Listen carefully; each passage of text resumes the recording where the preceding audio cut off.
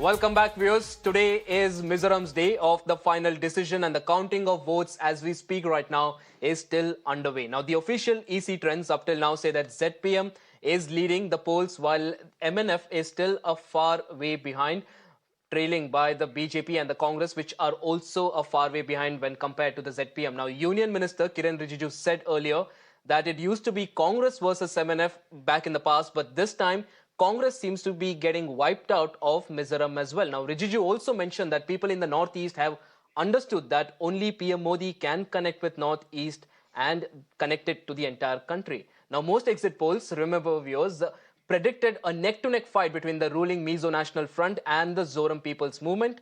In 2018, the MNF had ousted the Congress from power by winning 26 seats, and Zoram Tanga was made the chief minister of the state. Now, ZPM, which was formed a year earlier, had come second, winning 8 seats, while the Congress bagged 5 seats and the BJP had made its debut with a single seat. Now, it will be interesting to see whether the ethnic strife in neighboring Manipur will also impact the poll results, while we also look at unemployment as yet another key issue which is impacting the youth voters in the state of Mizoram. Financial reform is very necessary. For that, we are going to make a resource mobilization team comprising the expert members, and they'll look after the austerity measures, disinvestment measures, and manpower assessment and all that. After that, our main priority will be anti-corruption. Probably tomorrow or by next day after tomorrow, I'll meet the governor and I'll tell him that I can form a government. As I have said, I am going to announce our top priorities for the next 100 days to come. You wait for that. Joining me on the broadcast is my colleague Tejashree, who's covered Manipur pretty extensively. Tejashree, you were there in Manipur. You saw the ethnic violence that broke out. How much do you think that it is also a big factor in the elections that are going on in Mizoram? Well, if you look at the trends out of MNF, ZPM and Congress, who were said to be in a triangular fight, but it seems by the trends that Congress is not giving a very tough fight to MNF and ZPM, but yes, both the parties, the ZPM and MNF are, yes, and they are not to a closer fight.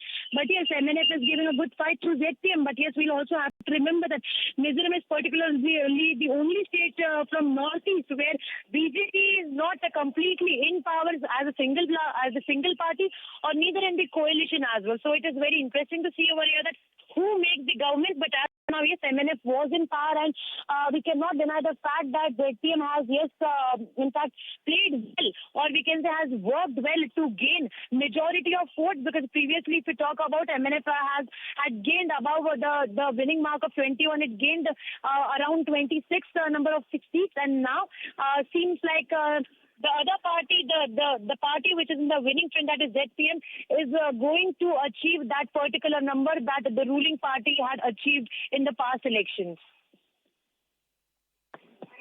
Right, Tejashree, I appreciate you joining us on the broadcast live with all those details. We will, of course, be discussing what's happening in Manipur right now in detail. And joining me on the broadcast is Dr. Lalduhoma, who is a political strategist and follows Mizoram politics pretty closely. Dr. Lalduhoma, appreciate you joining us on the broadcast to discuss this with us. We are, of course, keeping a very close eye on what's happening right now. The screens, the tallies that we are looking at right now show that the ZPM is at 27 seats. It is leading in 27 seats.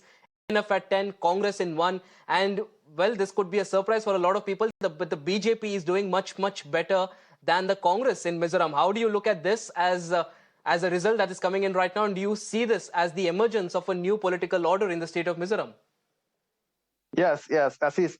This is a new trend in Mizoram politics. Regarding the performance of the Congress party, since 2018 general election, Congress performance in state level and as well as local level elections, several elections by elections, they perform very poor. And regarding the BJP, they concentrated, they focus on minority ethnic groups, and they really perform well. I predicted 3 to 5 seats to the BJP party. However, they managed to retain power in He managed to retain confidence of the people in 2 constituencies. Regarding the ZPM party, there is a movement here in Mizoram, the anti-Congress, anti-MNF movement since 2013 election, and this is the the outbreak of that movement, I would say. Dr. Lalduhoma, you made a very interesting point there. You said you predicted 3 to 5 seats for the BJP, which means that you predicted that the BJP will do much, much better compared to last time. If you can just also tell us what has changed for the BJP in Mizoram, because this is, of course, the BJP's focus, which is the northeast, but also in the state of Mizoram, like you rightly said right now, the BJP is doing much better. Why did you think that the BJP would do even better? The BJP performance is it's not bad, like I said. They concentrated, they focus mainly on ethnic minority groups, particularly regarding the Bru ethnic tribe, towards the Chakma ethnic tribe, towards the Lai, and towards, of course, the Mara ethnic tribe. So I think the political culture of these ethnic tribes is more compatible with the BJP strategy, I would say. That's the reason why they managed to capture these seats. Well, very interesting analysis there, Dr. Lalduhoma. But we've spoken enough about the BJP yesterday, which has swept 3 out of the 4 states that were for where the votes were counted yesterday. But right now, the man of the moment seems to be ZNP President Lalduhoma. Let's listen to what he said just a while back while the voting was still underway.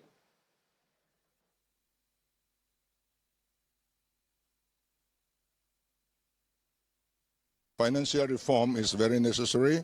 For that, we are going to make a resource mobilization team comprising the expert members, and they'll look after the austerity measures, disinvestment measures, and manpower assessment and all that. After that, our main priority will be anti-corruption. Probably tomorrow or by next day after tomorrow, I'll meet the governor and I'll tell him that I can form a government. As I have said, I'm going to announce our top priorities for the next 100 days to come. You wait for that. Well, Dr. Lalduhoma, we just heard Lalduhoma there speaking about his plans for the state of Mizoram, and this, of course, comes even as he's emerging as the chief ministerial candidate. Now, looking at his journey has been pretty interesting. He's been an IPS officer. He's been the security in charge of late PM Indira Gandhi. And he's also been suspended both as an MP and an MLA in the anti-defection law. So Lalduhoma looks like a candidate who's got a wide range of experiences, from the best of the best to even being suspended. How do you look at him as the chief minister? Because that is what the trends are showing right now. Yes. He has been through a lot of wars, I would say, in political platform here in Mizoram.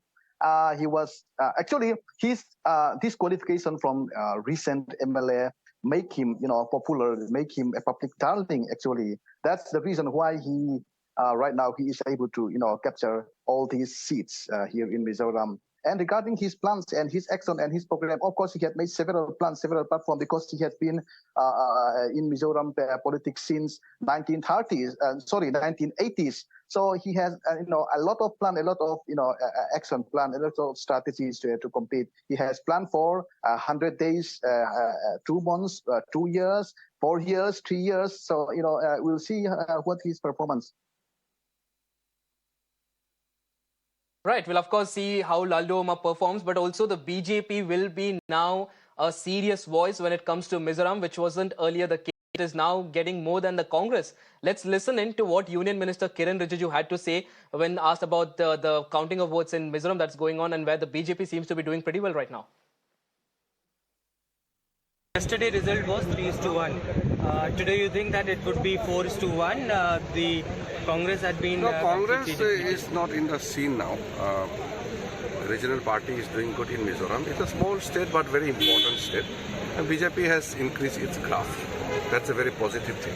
So what were those issues that were fought particularly in Mizoram as far as the elections are concerned? No, there are multiple regional issues, but our focus is on Modiji's development plan for Northeast and Mizoram. So always Modi government has talked about connecting North India to the entire country, and that's the result what we have seen earlier in different assembly elections in the Northeast. Do you think that that would be the same path that would go towards?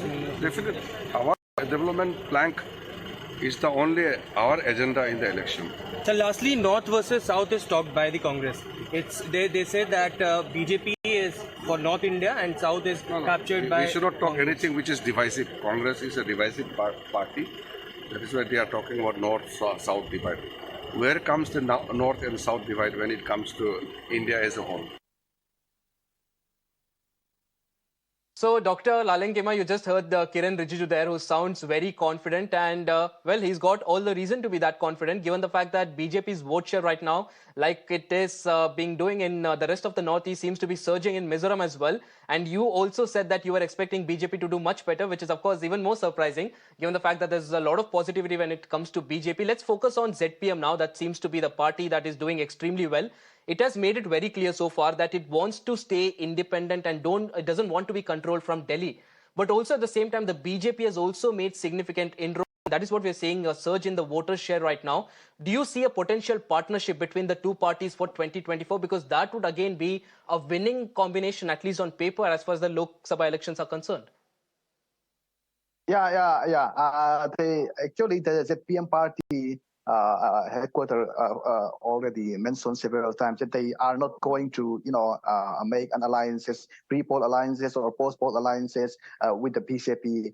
However, when it comes to, the Lok Sabha election or the MP election or forming government in the central government, I think the ZPM party will not hesitate to, aligns with the BJP NDA party when it comes to, in a particular issue, but not,